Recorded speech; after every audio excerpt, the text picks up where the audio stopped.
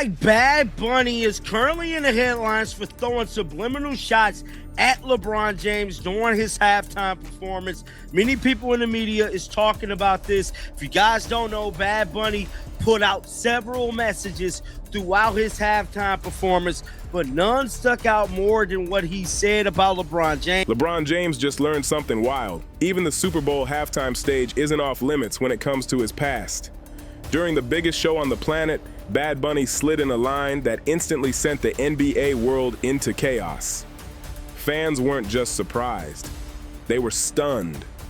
Because somehow, in the middle of flashing lights and global hype, LeBron's most painful finals memory got dragged back into the spotlight. And it wasn't random, it wasn't accidental, it was precise. So now the question is simple. Was Bad Bunny taking a shot at LeBron, or was he just repping Puerto Rico with pride? Drop your take in the comments because this one split the internet fast. Coming off a historic Grammys win, Bad Bunny is gearing up to make even more history at this weekend's game. The musician, whose real name is Benito Ocasio, is set to be the first Super Bowl headliner to perform completely in Spanish. He'll also be the first male Latino artist to headline and the first artist on an independent label to headline. Let's really break down what happened at Super Bowl 60.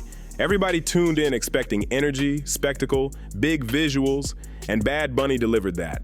But what nobody expected was a lyrical jab that felt like it came straight from the 2011 NBA Finals archives.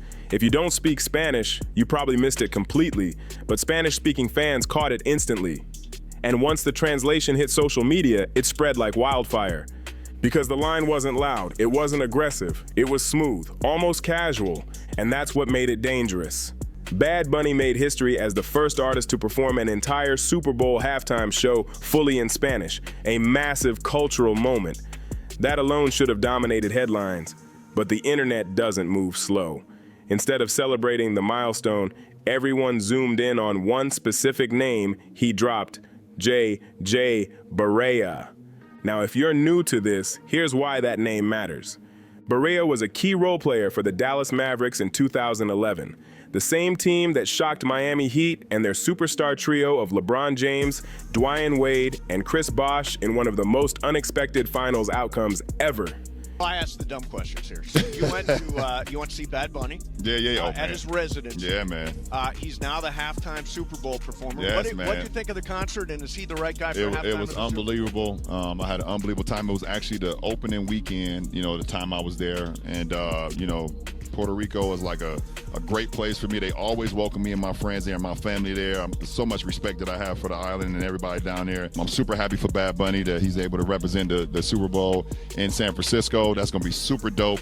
And hopefully I can be there, man. Just support him. He's a great friend of mine. And during the performance, Bad Bunny delivered the line, and Barea, the one who was champion before LeBron. Let that sink in.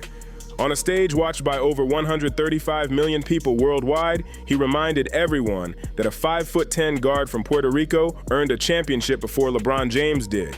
That's not just trivia, that's legacy pressure. Because in 2011, LeBron was supposed to dominate. That was the year the Big Three were meant to run the league. Instead, the Mavericks flipped the script. And Barea, he played fearless basketball in that series. He attacked, he defended, he annoyed, he did not back down. Posse de bola. Camisa número 5, o baixinho da seleção de Porto Rico. Barea tem coração da torcida de Porto Rico, que tem aqui grupo muito. So when Bad Bunny brought that name up, it wasn't random nostalgia. It was national pride mixed with basketball history. Now here's where it gets interesting. Was it disrespect? Maybe. Was it clever? Absolutely. Because technically, it's true. Barea won his ring in 2011. LeBron didn't win his first title until 2012. That single line managed to celebrate Puerto Rico, honor a local hero, and poke at one of the most debated chapters of LeBron's career, all in under 10 seconds. That's surgical, and whether you see it as a harmless flex or a calculated jab, one thing is clear. LeBron's legacy is so massive that it follows him everywhere, even onto the Super Bowl stage. This was elite-level petty, the kind that's quiet, calculated, and deadly. Picture this, LeBron somewhere vibing to the show, Maybe in the stadium, maybe at home, head nodding, little shoulder shimmy, smiling. No clue that his 2011 finals ghost just walked back into the room? That's like getting roasted at your own birthday party in a language you never learned. I love you, my brother. Let's go. By the time you realize what happened, the clip is already viral. And here's the wild part. LeBron James and Bad Bunny aren't strangers. They've been cool for years. Courtside appearances, concert link-ups. LeBron even publicly congratulated him months ago for landing the halftime show, calling him a great friend. Great friend? Because that didn't feel friendly. It gave off that energy where one person thinks everything's love instantly. Of every global smash hit in his catalog, that's the one he chose for the Super Bowl, the one that includes a direct nod to Barea stayed front and center. That's like inviting your ex to your wedding and putting them right next to the dessert table. Technically allowed, emotionally loud, and let's talk about why that name still hits. The 2011 Finals is still the one chapter critics bring up when debating LeBron's legacy. That series against the Dallas Mavericks refuses to fade away. People still joke that Barea locked him up. That's exaggerated, sure, but Barea absolutely played fearless basketball. He pressured, he disrupted rhythm, he made things uncomfortable. For Puerto Rico, that championship was huge. Barea wasn't just a role player, he became a national icon overnight. So for Bad Bunny, shouting him out on the biggest stage in America wasn't just sports talk, it was cultural pride. But let's not act naive. Pride and pettiness can exist at the same time. And whether you see it as celebration or shade, one thing is clear. LeBron's 2011 Finals will follow him everywhere. Even to a halftime show he thought he was just there to enjoy. You can celebrate your national heroes without putting your friend on blast, right? Unless that friendship isn't as tight as one side thinks, because this didn't feel neutral, it felt pointed. Social media turned into a full circus within minutes. People in Montreal, London, the Bronx, everybody suddenly became part-time translators. Google Translate was working overtime trying to decode why LeBron James was trending for finishing second, again. Think about how crazy that is. You're one of the most accomplished athletes ever, all-time scoring leader, four-time champion, decades of dominance, and yet a 2011 Finals storyline still pops up and hijacks the biggest night in American sports. That's LeBron's reality.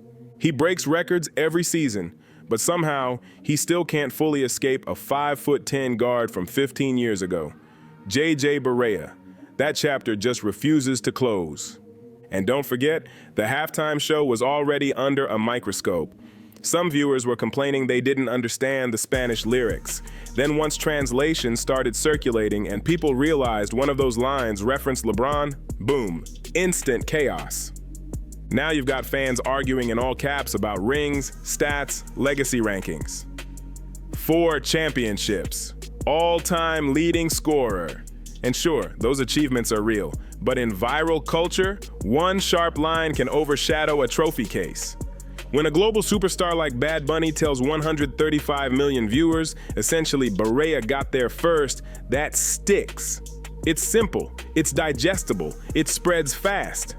What makes this even wilder is how different it is from typical Super Bowl moments. Usually artists either push unity or take subtle shots at politics. This time, he aimed at an NBA icon, not critics, not protesters, not executives, the league's biggest name.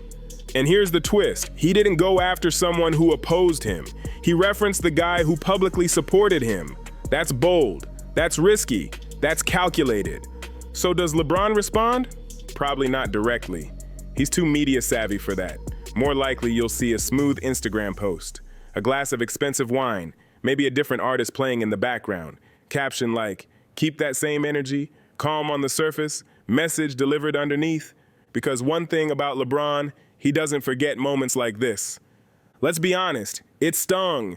You don't reach the competitive level of LeBron James without feeling something when 2011 gets brought up on the biggest stage in the world. That finals loss is the one mark critics always circle, the one debate clip that never retires. And Bad Bunny just splashed neon paint all over it for 135 million people to see. That's not minor, that's loud. The irony? At the end of the show, Bad Bunny held up a message about unity and love being stronger than hate. Powerful message, beautiful sentiment. But apparently, that love didn't fully cover LeBron's 2011 Finals performance. He preached Pan-American unity, and then casually reminded the world, remember when you lost. That's elite trolling. Smooth, strategic, delivered with a smile. And here's the uncomfortable truth. No matter how much you accomplish, someone will always replay your worst day. LeBron has 4 championships, 4 MVP awards, a legacy that changed the league. But in that moment, online discourse boiled him down to the guy who lost before J.J. Barea won. That's brutal. It's also why this blew up the way it did. For Puerto Rico and for fans across the Caribbean and Latin America, Barea isn't just a former role player from the Dallas Mavericks. He's a symbol. He's the underdog who stood on the same court as a global superstar and walked away with the trophy. That matters culturally. So when Bad Bunny mentioned him in the same breath as LeBron, it wasn't random name dropping. It was elevating a national hero next to one of basketball's biggest icons. Still, from LeBron's side, that had to hit. Because this wasn't some late-night talk show joke. This was the Super Bowl, the NFL's crown jewel, a stage usually reserved for celebration, not scoreboard reminders. And if halftime shows start turning into places where artists casually reopen old NBA debates, I'm not even mad at it. Imagine future performers sneaking in references to missed clutch shots or infamous playoff moments. The internet would explode every year. At the end of the day, this moment proves something simple. Greatness doesn't shield you from history, it magnifies it. LeBron's career is legendary, but one final series from 2011 still lives rent-free in conversations like this, and now it has a halftime soundtrack to go with it. This wasn't just a friendly shout-out, this was cultural chest pounding. When Bad Bunny brought up J.J. Barea, it felt bigger than basketball. It sounded like, my people did it first. And saying that while LeBron James is possibly sitting in a VIP suite thinking he's there to celebrate, that's bold. The tension was thick. LeBron fans tried to spin it like, at least he got mentioned. But come on, that's like saying at least your name made the headlines after a bad day. Not all publicity feels good. And catching lyrical shots in Spanish on the biggest stage in America, that's next level awkward. Because this isn't just debate shows anymore. This isn't a sports panel arguing legacy. This is one of the most streamed artists on earth, putting that 2011 storyline back into rotation for millions of casual viewers. Think about someone watching from London or Copenhagen. They might not know every detail of the 2011 finals against the Dallas Mavericks, but they understand comparison. They understand when one champion's name gets placed before another's. That message travels fast. Bad Bunny basically exported LeBron's most criticized chapter worldwide. That's like your most embarrassing old moment getting replayed in 4K across every continent. Even if you're neutral, you have to admit that's wild. We're talking about a 4-time champion, a future Hall of Famer, a global brand. And still, one final series from Dallas with Dirk Nowitzki and Barea refuses to disappear from the conversation. That says something! It shows how much people are drawn to the idea of seeing giants challenged. And Bad Bunny tapped into that exact energy. He knew the clip would circulate. He knew translations would spread. And he rode that wave all the way to massive viewership numbers. Love it or hate it, the moment worked. And you already know the NBA world saw it instantly. From rising stars like Caitlin Clark to superstars like Luka Doncic, that clip was probably circulating in locker room group chats within minutes. Players live online. They catch everything. And when a global music icon jumps into the GOAT debate mid-halftime show, that's headline material. Because now the conversation got weird. The legacy debate usually stays between analysts and former players. LeBron James was still chasing his. That's uncomfortable math. And here's what makes it fascinating. Bad Bunny had unlimited options. He could have added more surprise. Clearly a basketball fan. And like any true fan, he knows exactly where the pressure points are. He knew that one lyric would spark more debate than fireworks ever could. The chasm in the air is real. When you brand yourself as the king, people constantly test the crown. They want to see if it's solid gold or just polished shining. Remember this? That's bold energy. Now realistically, LeBron won't publicly react. He'll drop 25 points, grab rebounds, keep it professional, maybe post something subtle online, business as usual. But deep down, moments like this stick. Because no matter how many records you break, you can't outrun a perfectly timed halftime lyric that goes viral worldwide. And the irony makes it even better. 2 public friends, 1 massive stage, and suddenly the timeline is on fire. You couldn't script that cleaner if you tried. This round, Bad Bunny didn't need pyrotechnics. He didn't need drama. 1 line did all the work. If you're enjoying this breakdown, hit subscribe. Because if halftime shows are entering NBA legacy debates now, we're just getting started. Imagine being LeBron James that night. Fresh fit, custom sneakers laced up, walking into the stadium expecting to watch your guy shut down the halftime show, only to hear your own 2011 final storyline echo across the speakers in front of the entire planet. That's cold, that's awkward, that's the kind of moment that makes you blink twice and wonder if you heard it right. You really can't relax at that level, not even at the Super Bowl.